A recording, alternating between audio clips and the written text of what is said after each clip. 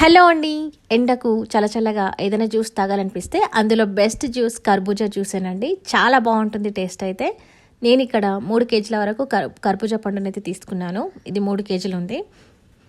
So కలర్ఫుల్గా చాలా బాగుంది. దీన్ని మనం ఇప్పుడు హాఫ్ పార్ట్గా కట్ చేసుకుని తర్వాత మధ్యలో ఉండే గుజ్జును ఈ విధంగా మనం ఘాట్లు పెట్టేసుకుని తీసేసుకోవాలి. డైరెక్ట్గా ఇలా పీసెస్ తిన్నా చాలా బాగుంటాయి. బట్ ఒక్కసారి జ్యూస్ చేసుకొని చూడండి, చాలా బాగుంటుంది.